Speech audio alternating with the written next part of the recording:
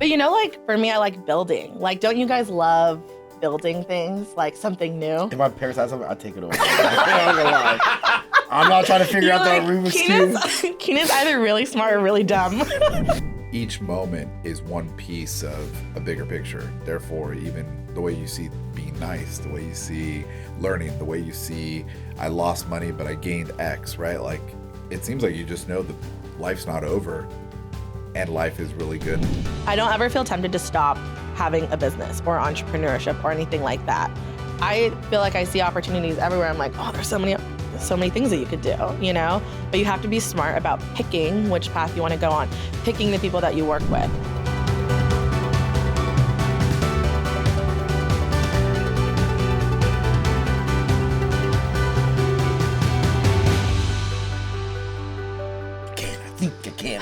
I think I can. Choo-choo, the little engine that could.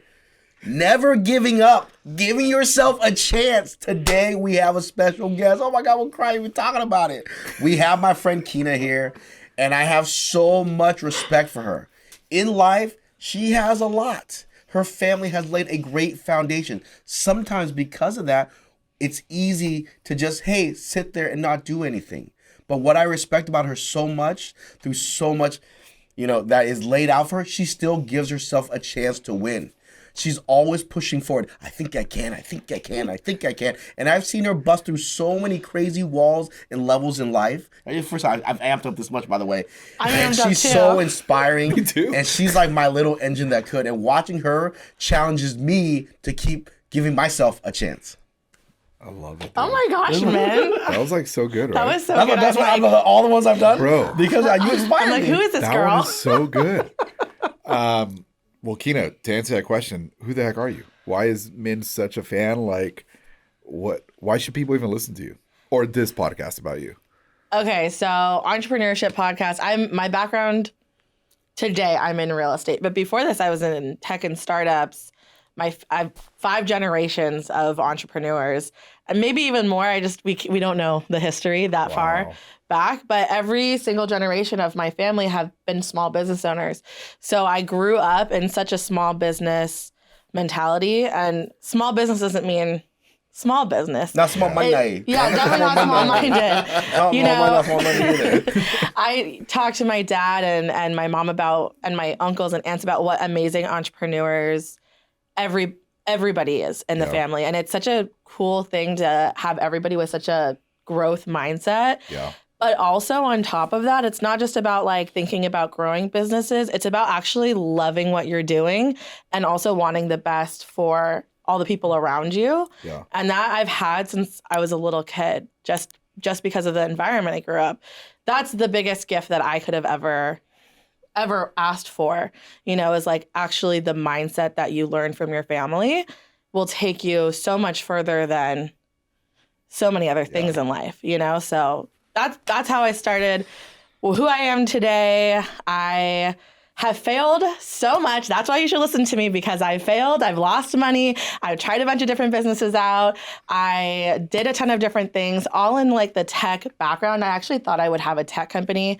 I was like staying away from real estate. But 4 years ago, I sold my first house. We've sold over 200 houses since then. Damn. I went from a single agent who had never sold a house before 4 years ago in a month from now. So That's 3 years and crazy. 11 months. That's crazy. But yeah, we've sold almost 200 million in real estate since then. I scaled from a solo agent to having an assistant to having a team. Now I've got a boutique brokerage and we're expanding. So it's been a crazy amount of growth. But what's really important is even though we're expanding, anybody can expand. You throw money at a problem. Like you can do whatever, you can say you're doing whatever you want. Sounds like a marriage. Like startups are 90% bullshit, 10% cool shit. And so we really try to live in that 10% of like what we're building, the culture we're building is sustainable and is really like about empowering the agents and the people that we work with, not just hiring whoever we can grab and saying we're growing, Yeah. But I think what she said earlier, boy, she would fail. And that's the reason why I respect her so much. Like she said, she has 5 generations of money. That's how I look at it. Like, if I failed and I know that I don't got to succeed tomorrow, I wouldn't care about giving myself a chance. But the fact that, like I said, you keep pushing forward after you fail, I just wanted to ask that question first. I know I want it because it's like, it's her. If it was someone else, I probably wouldn't ask this. What keeps you going? Especially this generation is becoming more and more soft. What keeps you going knowing that you don't have to succeed? Okay, so here's the thing. I think what's really important and powerful to understand is like, okay, so I am 100% self-motivated. Like, if some, knock on wood, if something happened to me, I know my parents worked their butts off to put everything in place where like I would be okay. I'd be taken care of. Like I wouldn't have to worry about medical bills or whatever the situation is, right? Yeah. I see my parents do things for their parents, siblings, cousins, take care of general community. And I'm like, you know what? Like life isn't, I don't like getting gifts. I like giving gifts. I know it's, who likes to not, who doesn't like to get gifts? Yeah, I love giving gifts. Like, love receiving gifts. Yeah, this is great. That's why we're friends. But like, I really feel like the whole point of one, I do love everything that I'm doing for work. Like I really, truly like have a good time every day.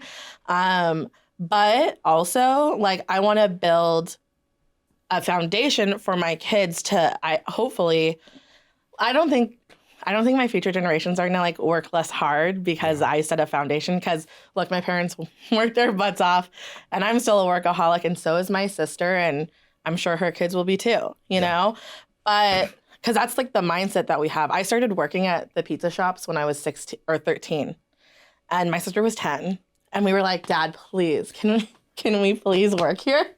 And we were like picking spaghetti up off the floor, and we were like stoked. What pizza shops? He has a chain called El Italian Kitchen. So that the only reason it was when I was 13 is because that's when he opened one close enough to my house where they could drop me off and pick me up, and the cook could walk me out so that because it wasn't in the greatest location. But so what instilled that? Because I don't know if you want this on video or not, but the fact that he's driving down PCH. Oh, there's a house. I'll buy that one. Oh, you got one down the street? I'll just take them both. Oh my God. Bro. He just like that. I'll just take them both. Like, bro, they're like, just put them on both. Just give them both. Like, and to still work hard. If my parents could buy two houses like that, driving down PCH in today's market, like a couple months ago, I don't think I would give myself a chance. I'd give myself a chance to take a break. But like... like that is where I give you so much props for that.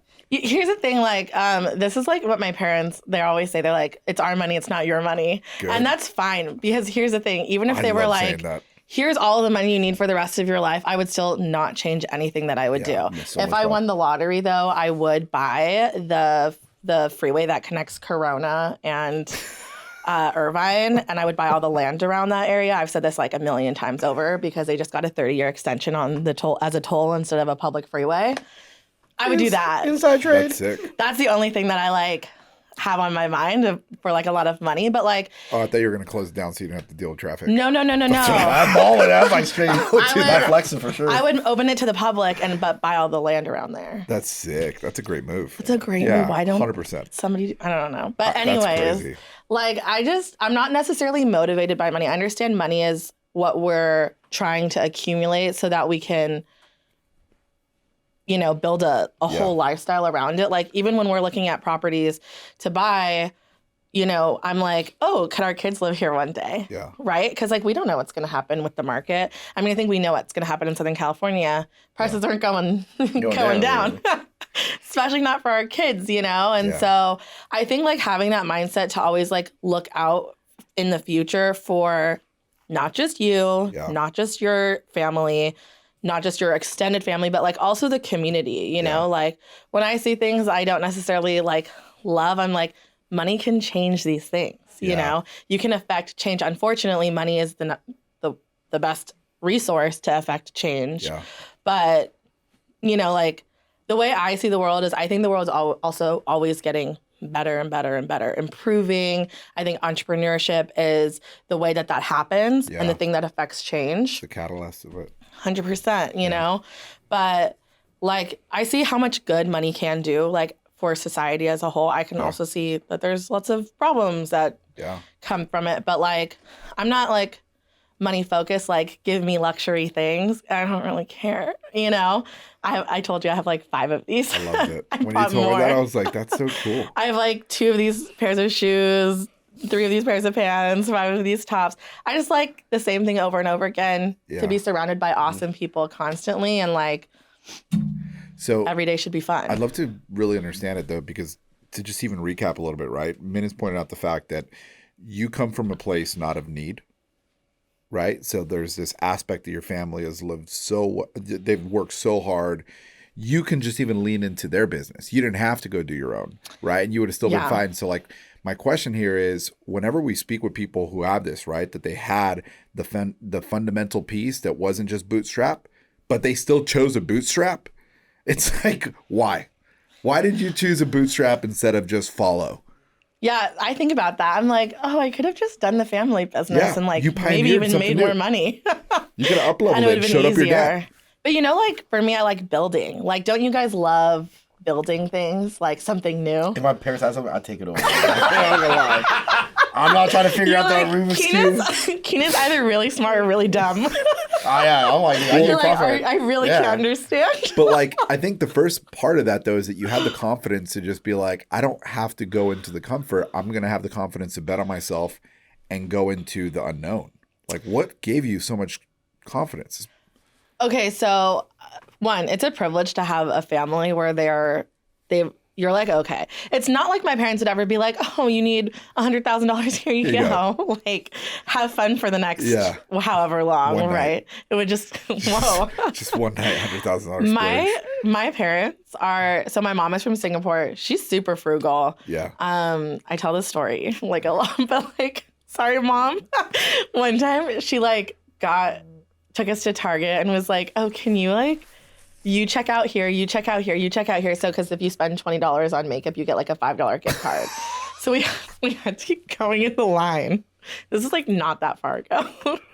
And I'm like, I'm like, serious?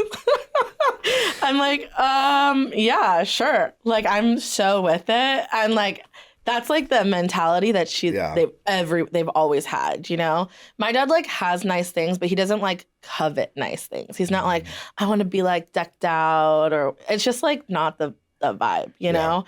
It's like, for me, if I just had like unbelievable flows of money, like the things that would change, I would just outsource more things that I don't like doing. Yeah. Cooking, cleaning.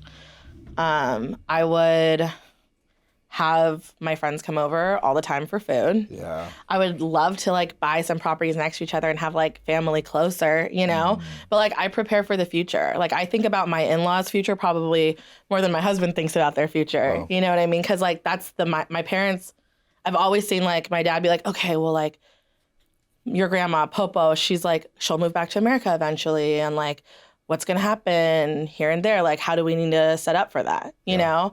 So like, that's the mindset I have. I'm like, okay, if everyone's taken care of, for sure, then maybe I'll like, I don't know. Take your foot off the gas a little bit. Get some luxury stuff. That's the thing. I like, it's not like my foot's on the gas because I'm like, money. It's on the gas because I'm like, cool shit to do. Yeah. You know? Yeah, it's passion. Cool shit, cool people, good opportunities. And building as a result, I get money. Yeah, as a result, for sure. Like, as long as I don't lose money, like, cool. Yeah. You know? I love that. That's the question I have for you, because I know you are the youngest broker inside. So Side, if you don't know Side Brokerage, they only recruit the elite of the elite. So she's the youngest broker recruited for Side. So how is it working with people, or you're in a place where like there's people older than you and you're more successful than them? How do you keep the humility, which I see that you do? Like, no one, I'm only lifting you up because it's me, because I know so much. Nice. But overall, how do you deal with that and stay humble still? So I'm the youngest brokerage owner. I'm actually not a broker. So that's what Side does, which I love. I really love Side, because like what I was excited about was, I'm like, oh, you're right. Like, they focus on founders, which is like a really big word for startups. You know, founder means something. it's not just like you're building a business. You're really like trying to start something bigger. But like they focus on founders who do a lot of sales. So I'm like, oh, I want to be around these people. So I'm like, even other realtors will tell me, they're like, you don't need to downplay what you're doing, you know? Like, you do really good at this thing. Because when I started, I was like, oh, I don't know anything about this. How did the REOs used to work back in the day? People are great. Like, I love asking questions. I actually would say at my past brokerage, people would come up to me and be like, I don't want to say the names because I love my past brokerages, but I like won't say them either. people, even though I know them. people would like come up to me like decked out, you know, like just dripping. And they'd be like, oh, you know, like, do you need help with something? Like, oh, are you on a team? Like, basically like, are you an intern or like somebody new? And I'm like, oh no, like, I'm good, thank you. Like, or they try to explain things to me that I'm like, oh, okay, cool. Like, and then I'd be like, wow, this person's so informative. Like, that's so interesting. And I would like look up their sales and it'd be like, one sold house in the last 2 years. And I'm like, how are you here? You know, like, I'm really careful about who I get my advice from because I think sometimes people like giving advice or giving advice. Yeah, like, I think it's important to like pay attention to who you're getting advice from. And I will say, like, in the side community, and even outside too, like, older agents, for the most part, I don't know, I think I might just be lucky. Like, the people who I'm around are really helpful and nice and like totally cool to like give advice, especially even if we have higher sales than they do or we're doing so much more than they are. There's still something to learn. Like, I think having that like mindset where you're like, okay, you know, like people have info. You know what I'm afraid of? Is that like I'm too busy executing on the things that I learned that I'm not learning the new things. Yeah. You know, like, do you guys ever think about that? Yeah. I'm like, it's first adoption and I'm missing out the implementation. Yeah. Yeah. Right. I got lucky because I got TikTok the day the pandemic hit, you know? But like, if I didn't, what's the thing that's at my feet right now, you know? Yeah. What's the thing that everyone's on today that I'm not focused on because I'm just focused on TikTok? Yeah. No, I'm with you. Like, I think I'm lucky I have a team like Sosi and other guys. Like, I might have an idea. They make sure it moves forward so I can keep doing that, you know? Yeah. I think And you keep bringing new ideas, bro. Like, you guys just constant. execute at such a high level. Trying. Like, you're constantly, I think about it. Because I remember when you're like, Kina, we're gonna have a mortgage team now. Like, we're gonna switch from, like, where you're like, hey, we're actually gonna like do the loans, like, in-house. I'm like, oh, that's crazy. That was not that. I mean, you guys have a ton of experience. But like, when you went from this to this, you went full steam ahead so fast. That's a year ago. Yeah. Yeah. And now we have 107 escrows. Yeah. Well, back to you, Kina, though. Kina, I want to hear this theme of, you know, trusting yourself, pioneering, and then your comment of, you should listen to me because I failed so much. I'd love to hear, what's like one thing you feel like you failed a lot and you're actually tempted to stop, but you didn't? That's a great question. Maybe I'm like a little blinded. I don't ever feel like, I don't ever feel tempted to stop having a business or entrepreneurship or anything like that. Yeah. I feel like I see opportunities everywhere. I'm like, oh, there's so many things that you could do, you know? But you have to be smart about picking which path you want to go on, picking the people that you work with. Yeah. There's mistakes that I've made that I'm like, you know, I really shouldn't have worked with that person, or I shouldn't have made that hire, or I should have fired faster. Fired faster is always, for sure, always the thing that really gets me. I think hiring is like the single most important skill you can have as an entrepreneur. You got to give us the goods, dude. What did you fail at? What was the most discouraging thing that you picked yourself back up and said, I'm going to keep going? So I really have a positive relationship with failure. I really do. I love that. Because I've failed, like in startups, you're like, hey, look, I'm going to work in tech. I'm going to do the meetups. I'm going to do the thing. First lesson you learn is failure is really good, and you have to be really comfortable with it. My first startup that I had, my real first one that we like raised money for was the one you banked on. You're like, oh my god, this is gonna change my life. You know what? I never banked on it, and I was like, if I lose money, I learned.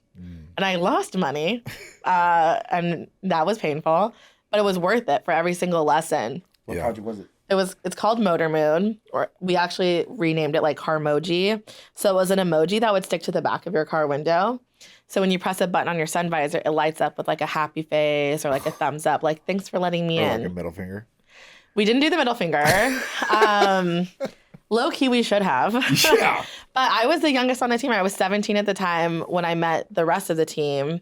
We worked on it for like 3 years or so. We actually had it manufactured in China. Dang. We had it in distribution. We I had it saw on it. Amazon. Yeah.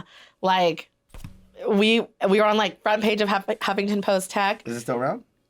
I mean, I have them in my car. I'll bring them to Oh, you. yeah. I'll put it on my card. I should Can put we one on my upgrade car. it to the middle finger? I'm sure you could. There's ways to do Is it. there at least an eggplant? No, it's just like positivity, you know? Oh, well, I'll do that then all day. I think my failure for a motor mood is I let everybody else take charge because I'm the youngest, you know? Like, you guys must know more. Yeah. But actually, like, I had a lot of ideas and I kind of just I was in college at the time.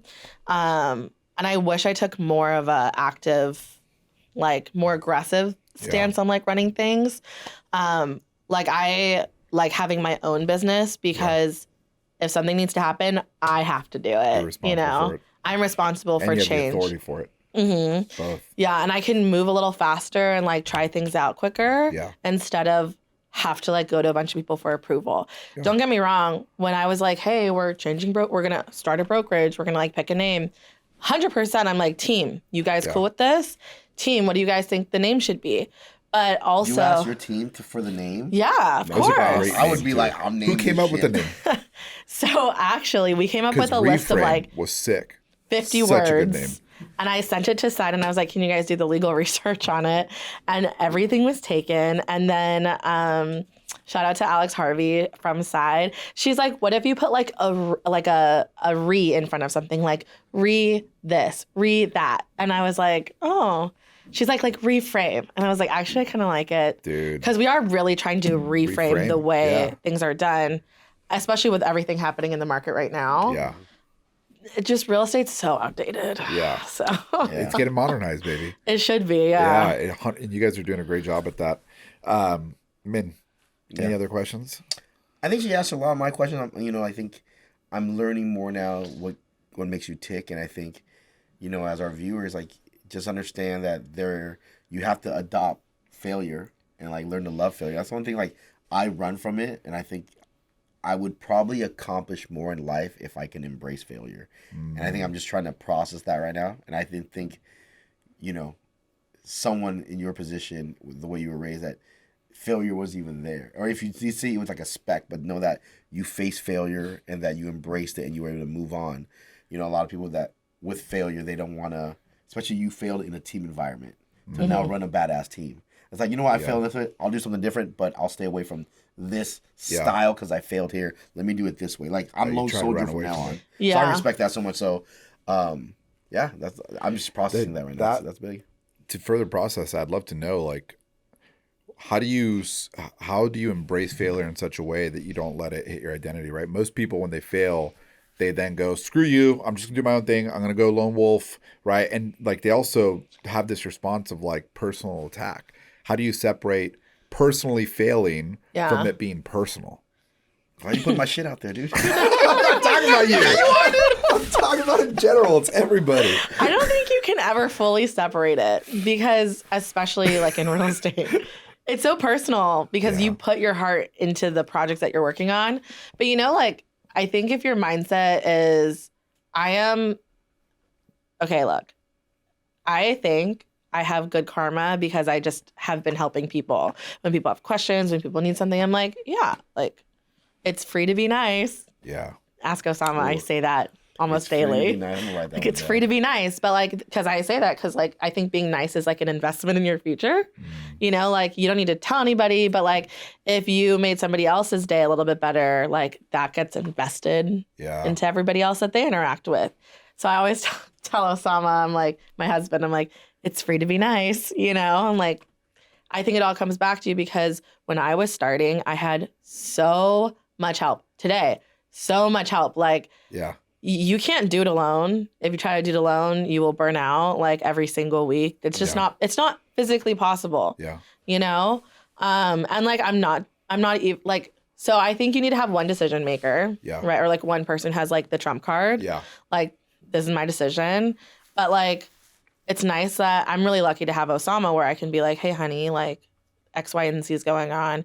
He'll be like, did you think of this? And I'm like, oh, okay, cool. Like, this is super helpful. Yeah. Or I'll be like, no, I'm not doing that, you know? But like, it's good to have that person play devil's advocate, but still have like one person driving everything forward. But if you're just helping other people and that's what you're known for, not like for building something really, like one thing really amazing, you know? Like, I am not Reframe is not me, but all my heart and soul has been put into Reframe, but I could go do other things, and it's not just about Reframe. It's about who I am as a person and like what I do for others. Yeah, it sounds like you're able to really hone in that skill set because you're never losing sight of the real perspective.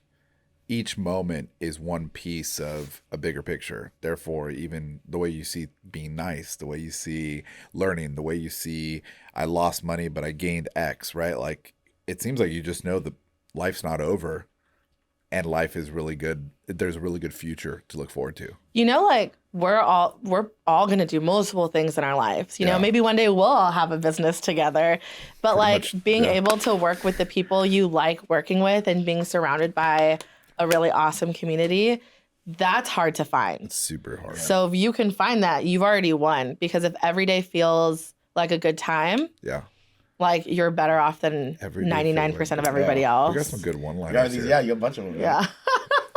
Free to be nice. Yeah, every day should feel like a good time. It's free to be nice. I love it. Closing remarks? I think my closing remarks is I think it starts with what you really want in life. Not with what your parents want, not with what experience you've gone through tells you what you should want, but to have that want inside of you, and no matter what your environment is or what you've gone through, that want keeps you going. With a lot of people lose that fire of their want because of life. So if you have a want, you have that fire for something, don't let anyone or anything or any experience just blow it out. Yeah. Kina, anything else on your end? It's free to be nice. No. You know, like, I think, so I'm really lucky.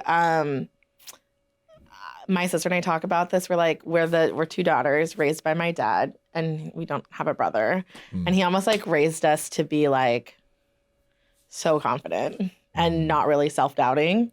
Not like in a way where he's like, you guys are my princesses, you're the best. But he's like,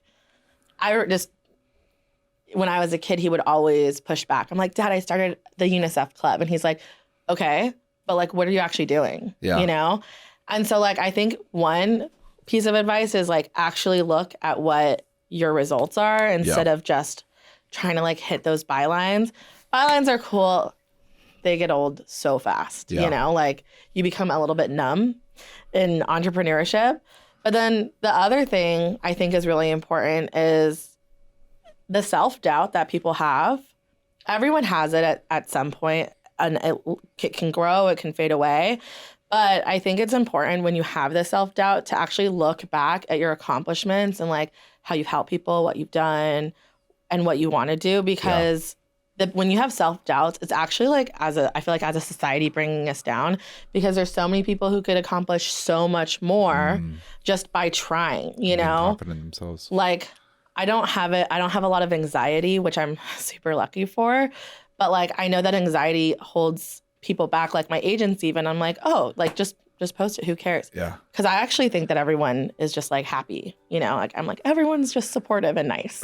And so if you just like put that in your mind and like really think that that's how the world works, it will stop you from stopping yourself. Dang. So that's what I tell my agents. And I hope that helps other people. Yeah. If you didn't realize, one of the biggest things that help you continue to bet on yourself, push through everything, trust in a perspective that positivity is the future, one of the biggest factors of that is surrounding yourself with that type of positive anchor. So if you don't have people around you, re-listen to this, listen to all the positivity, and know that you have everything around you that you actually need to keep betting on yourself, giving yourself a chance, and being that success you want to be in life. Thanks for listening.